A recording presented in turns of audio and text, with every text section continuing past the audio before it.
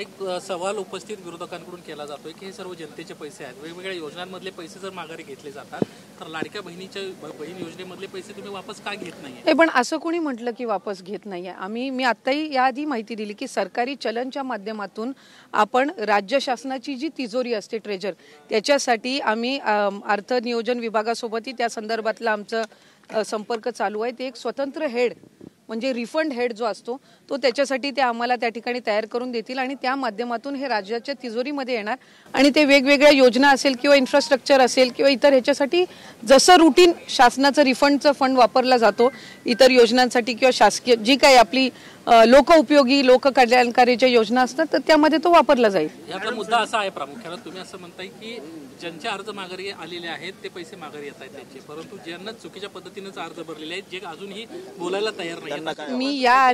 मी याआधी त्या संदर्भातली माहिती दिली की आमची जी क्रॉस व्हेरिफिकेशनची प्रोसिजर आहे परिवहन विभागासोबत चालू आहे। जे उत्पन्नाच्या पलीकडे जाऊन ज्यांनी त्या ठिकाणी लाभ घेतलेला आहे ते सुद्धा आम्ही क्रॉस व्हेरिफिकेशन करत आहोत। या व्यतिरिक्त जे राज्याच्या बाहेर आता लग्न होऊन गेलेल्या वगैरे किंवा राहायला गेल्या असतील किंवा सरकारी नोकरीमध्ये ह्या कालावधीमध्ये 4-5 महिन्याचे लागलेले आहेत, हे एका बाजूला आम्ही विभागाच्या पद्धतीनं आम्ही क्रॉस व्हेरिफिकेशन करत आहोत। पण हे जे आपण 4-4.5 हजार म्हणतोय हे स्वतःहून पुढे आलेले आहेत। या व्यतिरिक्त क्रॉस व्हेरिफिकेशनमध्ये येणार आहेत ते वेगळेच आहेत। पण आपल्या माध्यमातून मी लाडक्या बहिणींना सुद्धा आवाहन करीन की अशा पद्धतीचं जर त्यांना त्यांच्या पात्र लाभाच्या पलीकडे जर ती रक्कम आलेली असेल तर जसं या 4-4.5 हजार बहिणींनी पुढाकार घेतलेला आहे तशाच पद्धतीने इतर लाडक्या बहिणींनी सुद्धा घ्यावा। त्याच्यामुळे ह्या दोन स्वतंत्र प्रोसिजर आहेत।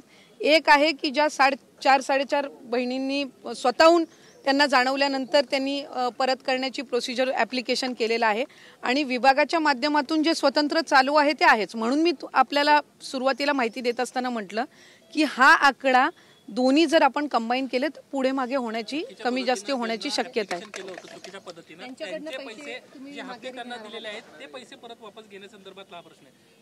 पैसे परत घेतले जाणार का ज्यांनी चुकीच्या पद्धतीने केलेले आहेत त्यांचे पैसे जे आधी त्यांना हप्त्याचे पैसे मिळालेले मी आपल्याला त्या संदर्भामध्ये सुद्धा माहिती दिली की आम्ही क्रॉस व्हेरिफिकेशन मध्ये अशा पद्धतीने आढळल्यास त्यांना त्या संदर्भातली माहिती देऊन आत्ता जसं 4-4.5 हजार बहिणी पुढे आलेल्या आहेत आणि त्या स्वतःहून शासनाला ते रिटर्न करत आहेत, तशाच पद्धतीनं ज्यांनी चुकीच्या पद्धतीनं घेतलेले आहेत त्यांना त्या संदर्भामध्ये एकदा तो डेटा आम्हाला जसा मिळत जाईल त्यांना त्या संदर्भातली माहिती दिली जाईल आणि राज्य शासनाच्या तिजोरीमध्ये तो त्या पद्धतीनं जमा केला जाईल।